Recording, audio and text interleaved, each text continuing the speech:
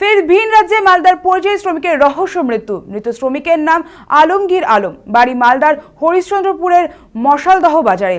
পেটের টানে চেন্নাইতে কাজের জন্য গেছিলেন আলমগীর। 9 দিন আগে আরেকটি কাজের জন্য হায়দ্রাবাদ যাওয়ার কথা ছিল তার। ট্রেনে ওঠার আগে স্ত্রীর সঙ্গে ফোনে কথাও বলেন, কিন্তু তারপর থেকে তার আর কোনো খোঁজ পাওয়া যাচ্ছিল না। আশেপাশে থাকা তার সহকর্মীরা স্থানীয় থানাতেও জানান।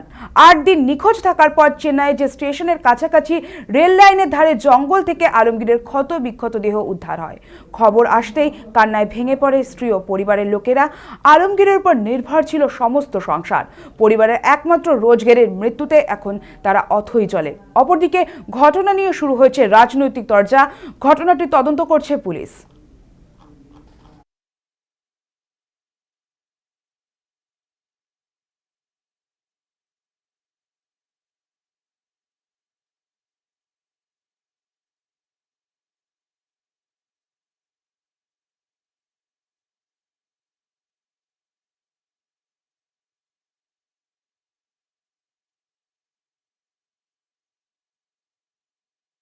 আপনার স্বামী কিভাবে মারা গেল?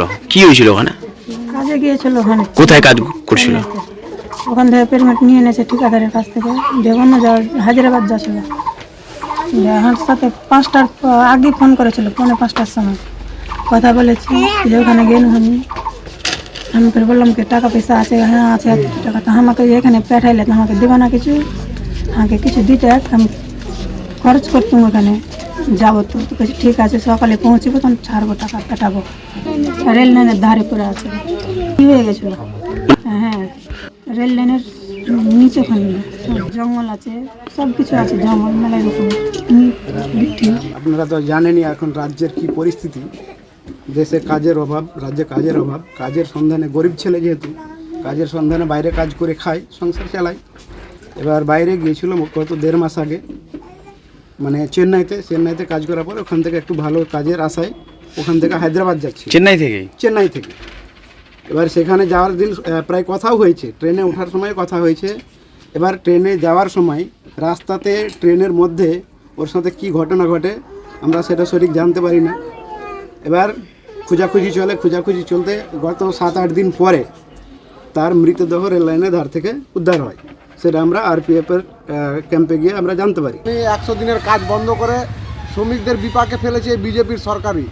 আমাদের যদি 100 দিনের কাজ চালু থাকতো তাহলে এই শ্রমিকরা বাংলা ছেড়ে ওই ভিন রাজ্যে যেত না। আর যারা আমি যে দেখতে পাচ্ছি বাংলার পরিযায়ী শ্রমিকরা যারা অন্যান্য রাজ্যে গিয়ে, বিজেপি শাসিত রাজ্য গিয়ে যারা কাজের জন্য যাচ্ছে, তাদের নির্যাতন করছে বিজেপির সরকারই। তো সামনে আগামীতে 26-এর নির্বাচন, এই পরিযায়ী শ্রমিকদের থেকে আওয়াজ উঠবে এবং এই বিজেপির যেটুকুও বাকি আছে পশ্চিমবাংলায়, উপরে বঙ্গোপসাগরে ভাসিয়ে আসবে এই পরিযায়ী শ্রমিকরা। দেখুন, 34 বছর সিপিএম ক্ষমতায় ছিল, সেই সময় কোনো কাজ ছিল না।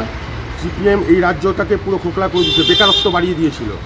তারপরে আসলো চোরদের সরকারকে সরিয়ে আসলো ডাকাত রানীর সরকার। ডাকাত রানীর সরকার আসার পরে কী হলো, 15 বছর ধরে কী করছে, লুট চলছে, সন্ত্রাস চলছে, বেকারত্ব আরও বেড়ে গেছে।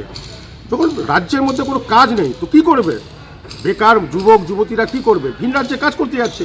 বিজেপি শাসিত রাজ্যগুলোতে বিশেষ করে কাজগুলো পাচ্ছে বলে বাইরে যাচ্ছে।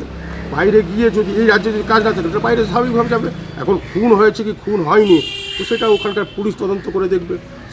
এখানকার যারা অভিভাবক আছেন পরিযায়ী শ্রমিকের, সেখানটায় গিয়ে কেস করতে হবে, মোকদ্দমা করতে হবে, তারপর দুধ জল হবে।